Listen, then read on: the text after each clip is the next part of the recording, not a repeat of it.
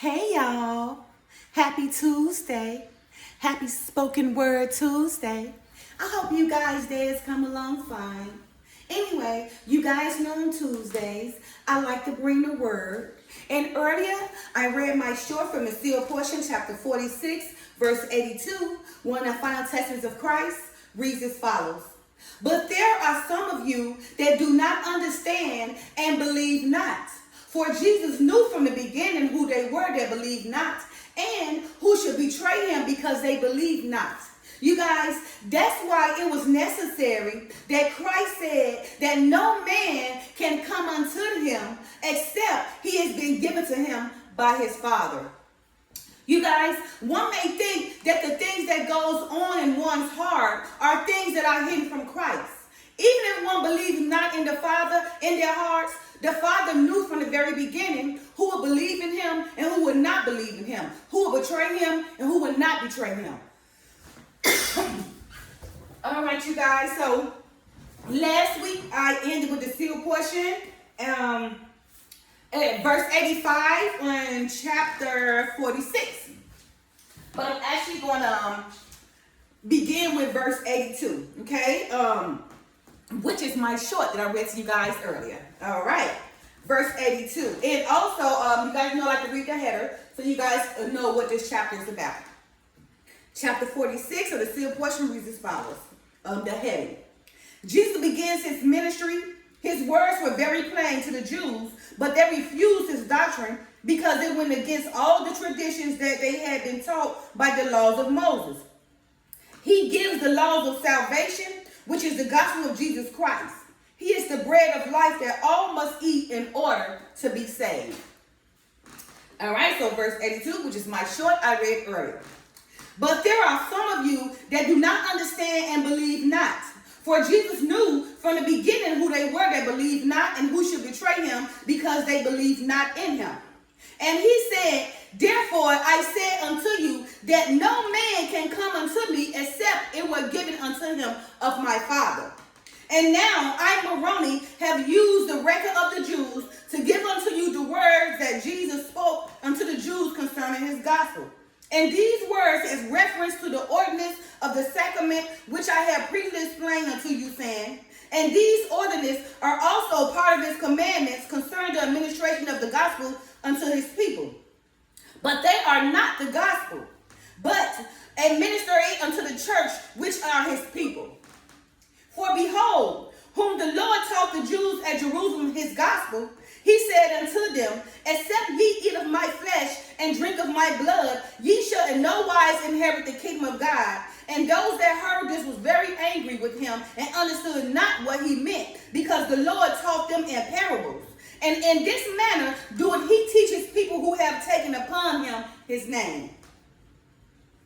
And if ye look to the words of the administration of the bread or the flesh of Christ, as it is represented, you will notice that the blessing included the words that they are willing to take upon them the name of thy Son and always remember him and keep his commandments,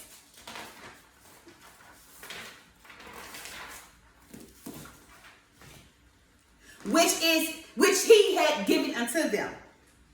And if ye take upon you the name of the Son, then you will do the same works that he doeth, and have the same desires he had, and have the same responsibilities towards your neighbors that he had. This is what represented the name of the Son, or in other words, his works. And ye will also remember the works that he did and keep his commandments, which he had given unto you. This is what is meant by eating the flesh of Christ. So you see, by doing his works, you guys, it said the same responsibilities towards your neighbor that Christ had, taking upon your name of the Son, doing the same works that he did, having the same desires that he had, right? And having the same responsibilities towards your neighbors that Christ had, right? This is what represents the name of the Son, or in other words, his works, right? And also remember that the works he kept his commandments, which he had given unto us, right? And this is what is meant by eating the flesh of Christ. Verse 88. And if ye look to the words of the administration of the wine, again, and if ye look to the words of the administration of the wine, or the blood of the Christ as it is represented, ye will notice that these words are not included therein. Even the words that ye should take upon you his name and keep his commandments. And these words have been excluded because the blood is symbolic of the spirit which giveth life unto the body of the flesh. Okay? And by drinking the blood of Christ, ye are covenanting that ye are doing the works that he would do for the same purpose, doing his work. Oh, let me read that again. And by drinking the blood of Christ, ye are covenanting that ye are doing the works that he will do for the same purpose or with the same intent in which he doeth his works. Thus the blood of Christ representing his spirit or the altitude in which he performed his works. The attitude. Let me read that again so you guys understand. Because you got to know the difference between the wine and the blood and the flesh of Christ and calling upon his name. Okay? Again. And by drinking the blood of Christ, ye are covenanting that ye are doing the works that he would do for the same purpose or with the same intent in which he doeth his works. Thus the blood of Christ representing his spirit or the attitude in which he performed his works. Verse 90. For if ye do the works of Christ without the spirit of Christ, how can then they be his works? And if ye have the spirit of Christ, ye should do his works. And if ye do not drink the blood of Christ, then the works that ye do are not his works. And these works are done in vain. In other words, ye have taken the sacrament of the Lord unworthily and have presented yourself before him as hypocrites. And again, I say unto you, if a man or a woman doeth the works of Christ in the spirit of Christ and doeth not receive the ordinance of baptism or doeth not partake of the ordinance of the sacrament, then this man or woman is already doing the will of the Lord and is justified therein. For the Lord judges all the children of men according to their works, according to the desires of their hearts. And if works are righteous, then the ordinance that has been established in the church profit them nothing.